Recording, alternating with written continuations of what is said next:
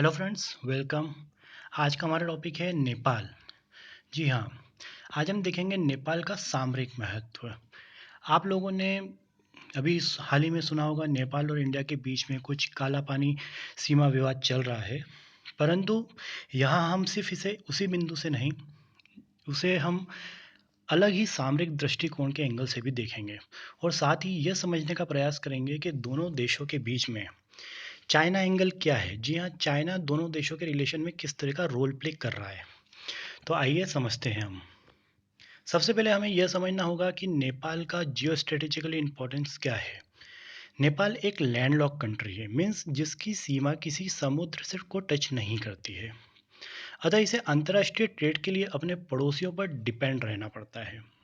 और नेपाल के जो दो पड़ोसी हैं, वो विश्व की बड़ी शक्तियों में से एक हैं तथा एशिया की दो सर्वोच्च शक्तियाँ हैं, जिसमें जिनके बीच में नेपाल एक सैंडविच की तरह है। तथा भारत से अगर इसकी बात करें तो 1850 किलोमीटर लंबी इसकी सीमा होती है, जिसमें भारत के मुख्य रूप से 5 राज्य, जिसमें सिक्किम, वेस्ट बंगाल, बिहार, उत्तर प्रदेश व उत्तराखंड है। आगे अगर हम बात करें नेपाल की, तो नेपाल के बारे में हम सबसे पहले जानते हैं। नेपाल की जो जीडीपी है वो 21 बिलियन डॉलर के आसपास है तथा इसका पर कैपिटा लगभग $718 के आसपास है। अगर हम इन दोनों चीज़ों को ध्यान में रखें तो हम कह सकते हैं कि नेपाल एक पुअर कंट्री है। पुअर कंट्री होने के बावजूद भी नेपाल रिच है हाइड्रो इलेक्ट्रिक पोटेंशियल में, और साथ ही यहाँ सौर ऊर्जा और विंड एनर्जी का भी काफ़ी अच्छा पोटेंशियल मौजूद है। मीन्स हम ये कह सकते हैं कि अगर नेपाल अपने पानी, सौर ऊर्जा और पवन ऊर्जा का अच्छी तरह से यूटिलाइजेशन करता है, तो ये कहा जाता है कि वर्ल्ड की चीपेस्ट इलेक्ट्रिसिटी नेपाल प्रोड्यूस कर सकता है। और आप लोगों को तो पता है, चाइना और इंडिया ये दोनों पावर हंग्री कंट्री हैं। तो अब आप समझ सकते हैं कि नेपाल इतना इम्पोर्टेंस क्यों हो जाता है दो पावर हंग्री कंट्रीज़ के बीच में। अगर अगर हम पावर जनरेशन के अलावा भी चीज़ों को देखें, तो यहाँ पर काफ़ी मात्रा में खनिज भी हैं। हालांकि वो इतने ज़्यादा इम्पोर्टेंट नहीं है, पर फिर भी खनिज मौजूद हैं यहाँ पर, जिसमें आप देखेंगे iron ore, lignite, magnetite, copper, cobalt, pyrite, limestone, mica. इन सब के होने के बावजूद भी नेपाल एक पुअर कंट्री है। इसके कारण दो हैं। पहला कारण है कि नेपाल के पास पैसे की कमी है। इसे इन्वेस्टमेंट के लिए डिपेंड रहना पड़ता है बाहरी शक्तियों पर। साथ ही स्किल्ड लेबर की कमी। अगर नेपाल का power potential, power capacity fully utilise की जाए तो ये काफ़ी सस्ती बिजली दे सकता है। ठीक। अगर हम अब आगे चलें, बात करते हैं इसमें इंडिया और चाइना का जो ट्रेड है नेपाल के साथ, वो किस तरह से हो रहा है। अगर मैं आपको बताऊं तो 2010 से पहले तक नेपाल का अपना 90% ट्रेड भारत के साथ होता था, जो अब धीरे धीरे घटकर लगभग 65% के आसपास हो गया है। नेपाल के एंगल से देखें तो नेपाल ने इसे कहा है कि उसने अपनी स्ट्रेटजी में चेंज किया है। वो इसे पावर बैलेंसिंग कहा है, अपने दोनों नेबर के बीच में पावर बैलेंसिंग करना चाहता है वो, ताकि वो सिर्फ एक ही कंट्री पर डिपेंड ना रहे। लेकिन इससे इंडिया को तो नुकसान हो ही रहा है, अगर आप इंडिया के नज़रिए से देखें तो। और जो आप इस चार्ट में भी देख सकते हैं कि 2013 से लेकर 2017 के बीच में जो इंडिया का परसेंटेज ऑफ शेयर है वो उतना नहीं बढ़ रहा है जितना चाइना का बढ़ रहा है। तो इंडिया के लिए नुकसानदायक ये है कि जो इंडिया का शेयर घट रहा है, उसे उस गैप को फिल करने के लिए चाइना आ रहा है। तो ये एक थोड़ा इंडिया के लिए चिंता वाली बात है। अब हम बात करते हैं इसमें चाइना का एंगल क्या है। तो चाइना हमेशा से कोशिश करता रहता है कि इंडिया को इस तरह के पॉइंट्स में उलझाए जहां इंडिया का उनके पड़ोसी जो छोटे छोटे देश है उसके साथ रिलेशन कहीं ना कहीं ख़राब हो और उनके पड़ोसी देश सीमा विवाद में इन्वॉल्व हों।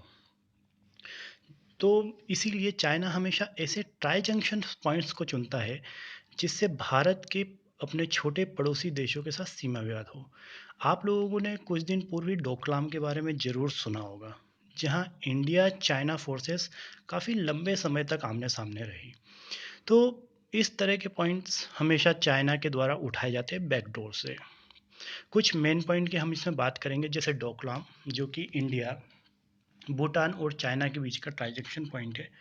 वहीं वालोंग, जो कि इंडिया का ईस्टर्न मोस्ट टाउन है, जो इंडिया, म्यांमार और चाइना के बीच का ट्रांजैक्शन पॉइंट है।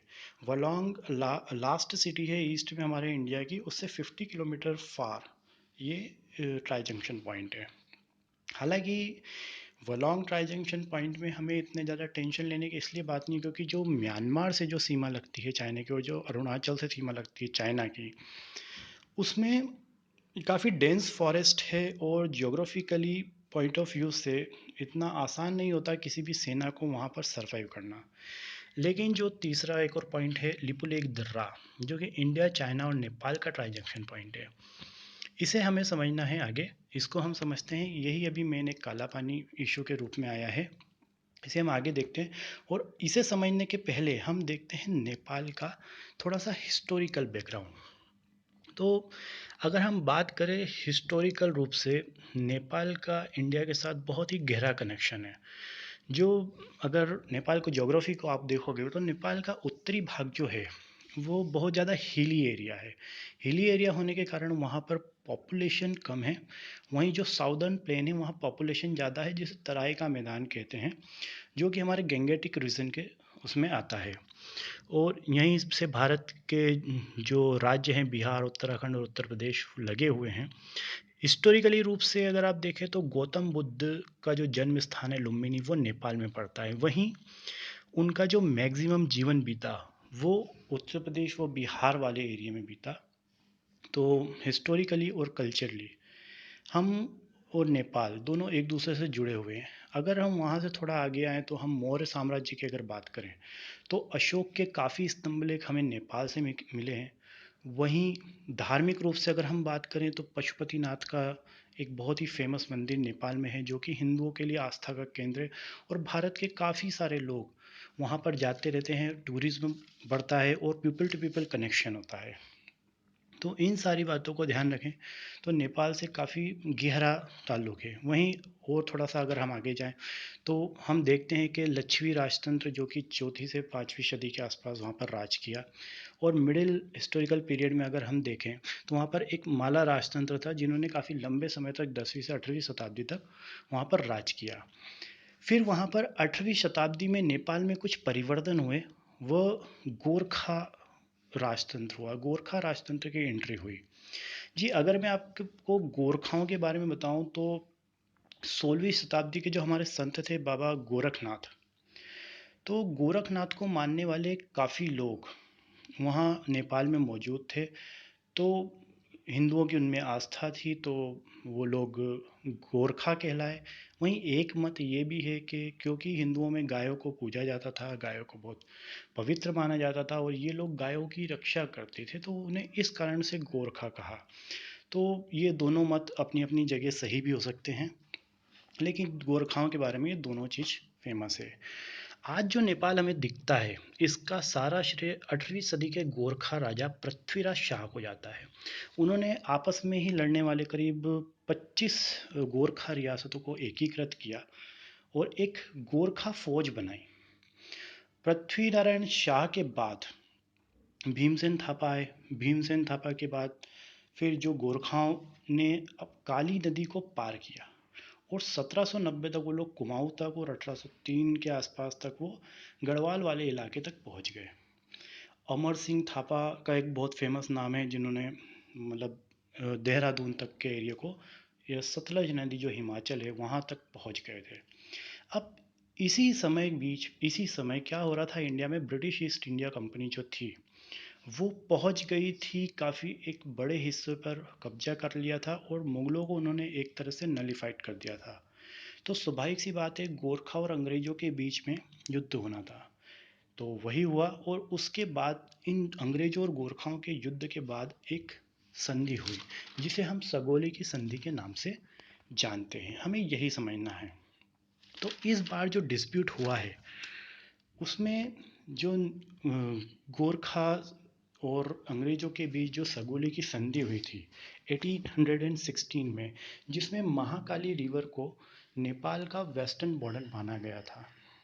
वहीं बहुत सारी जो ट्रिब्यूटरीज हैं महाकाली रिवर की, वो काला पानी में आकर मिलती हैं। तो इंडिया ने काला पानी को जो है वो अपना एरिया माना है। वहीं नेपाल ये कहता है कि जो लिपुलेख है, लिपुलेख से लेकर तो ये काला पानी तक का जो पूरा एरिया है वो लगभग उसके टेरिटरी में आता है, और ये लगभग 382 स्क्वायर किलोमीटर तक का एरिया है। तो लिपुलेख, काला पानी और लिपियाधुरा, ये वाला जो एरिया है, जिसे हम आगे मैप में देखते हैं, ये जो ट्रायंगल शेप का जो एरिया ग्रीन में शो हो रहा है, इसे नेपाल अपना मानता है। तो यही एक डिस्प्यूट का कारण है। अब ये कारण इसका शुरुआत कैसे हुई इस डिस्प्यूट की? तो 2 नवंबर 2019 को, हालांकि ये पहले से ही बना हुआ था, लेकिन जो भी रिसेंट में ये जो शुरू हुआ है वो कैसे शुरू हुआ है?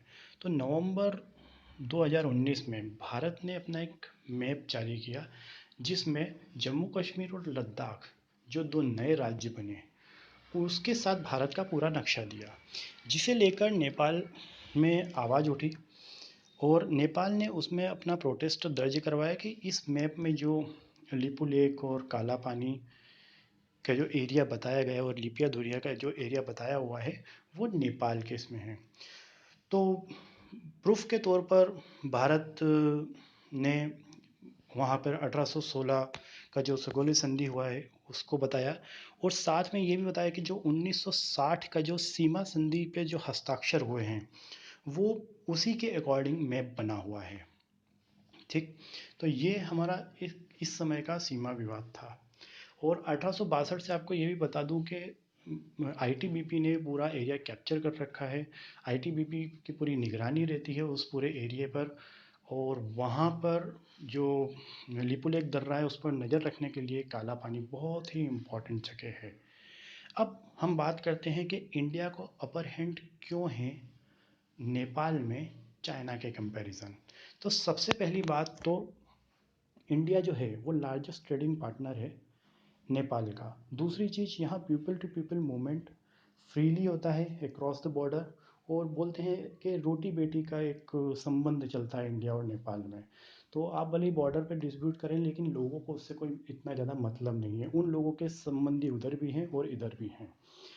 एक और महत्वपूर्ण बात यह है कि नेपाल की लगभग 81% पॉपुलेशन हिंदू है, और इंडिया में भी लगभग यही आंकड़ा हिंदू का है। तो ये भी एक रिलीजियस मैटर करता है यहाँ पर। वहीं अभी तक भारत और नेपाल के बीच में जितने भी डिफरेंसेस हुए हैं वो सब बातचीत और फ्रेंडली तरीके से शॉर्ट आउट हुए हैं। वहीं अगर डिफेंस कोऑपरेशन की बात करें तो नेपाल के बहुत सारे आर्मी ऑफिसर्स, उनकी ट्रेनिंग जो है वो इंडियन आर्मी ट्रेनिंग इंस्टीट्यूट में होती है। और इंडो नेपाल बटालियन लेवल पर सूर्य किरण नाम का एक एक्सरसाइज होता है, जॉइंट मिलिट्री एक्सरसाइज है ये, जो कि एक साल भारत में और एक साल नेपाल में होता है। तो हमारा काफ़ी क्लोज कनेक्शंस है, मिलिट्री कोऑपरेशन भी काफ़ी क्लोज है। वहीं एक गोरखा रेजिमेंट है भारत में, जिसमें जो नेपाल के हिली एरिया के लोग रिक्रूट होते हैं। आज की तारीख में अगर देखा जाए लगभग 35,000 गोरखा सोल्जर्स इंडियन आर्मी में काम कर रहे हैं। और आप लोगों को याद होगा जब 2015 में नेपाल में अर्थक्वेक आया था, जब हमारे प्राइम मिनिस्टर ही सबसे पहले वो थे जिन्होंने बहुत ही जल्दी रिस्पांस किया था और नेपाल को सहायता पहुंचाई थी हर तरह की। तो ये सारी चीज़ें भारत और नेपाल को बहुत ही क्लोज लाती हैं। उम्मीद करता हूँ आपको वीडियो पसंद आया होगा। Thank you.